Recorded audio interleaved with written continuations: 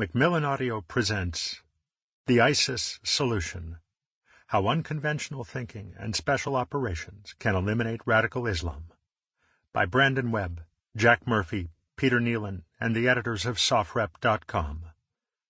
Read for you by Sean Runnette. It always seems impossible until it's done. Nelson Mandela. Chapter 1. Introduction.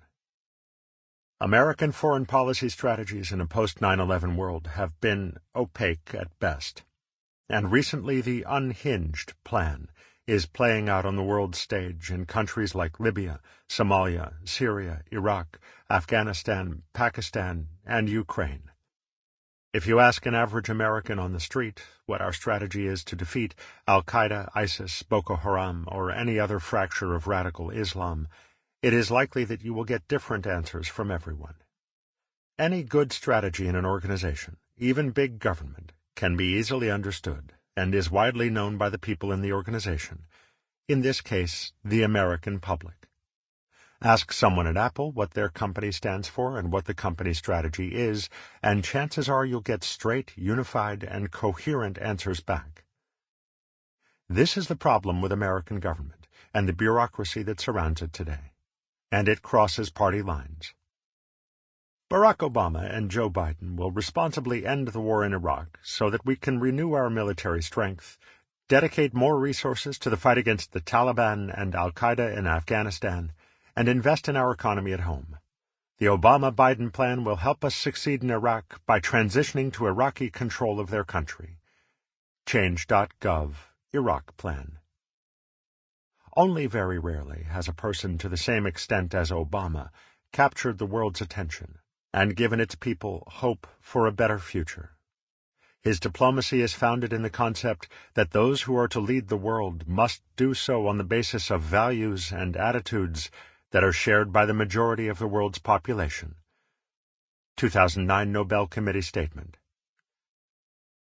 The irony of Obama's Nobel Peace Prize is also not lost on the editors of SoftRep.com. While his predecessor admittedly did him no favors with the lack of planning post-Iraq invasion, Obama's supporters cannot ignore that he has waged a public, secret war across the globe that has led to destabilization in states like Libya and civil war in Iraq and Syria. The president's supporters have to deal with the harsh reality that if there were a Nobel War Prize, Obama would be a clear choice for the nomination today. The president recently announced that we don't have a strategy for dealing with ISIS. It's too soon to say what steps the United States will take against ISIS. I don't want to put the cart before the horse, Obama told reporters during a White House news briefing. We don't have a strategy yet. President Obama.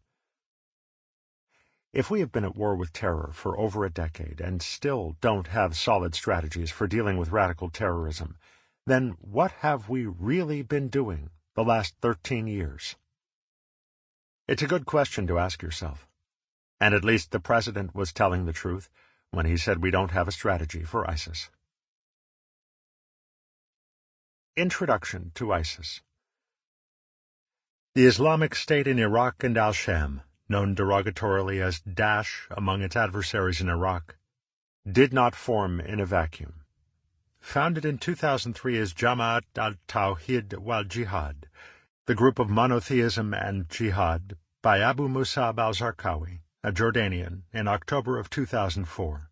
Zarqawi pledged allegiance to Osama bin Laden and Al-Qaeda, renaming the organization to Tanzim Qaidat al-Jihad fi Bilad al-Rafidan, or more simply, Al-Qaeda in Iraq.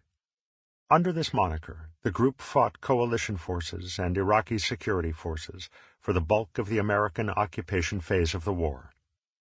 In October 2006, the group renamed itself again as the Islamic State in Iraq under Abu Omar al-Baghdadi and Abu Ayyub al-Masri. As ISI, the group was still the primary Al-Qaeda affiliate in the region, and it was instrumental in forming and deploying Jabhat al-Nusra, which was formally founded as Al-Qaeda's affiliate in Syria. Sample complete. Ready to continue?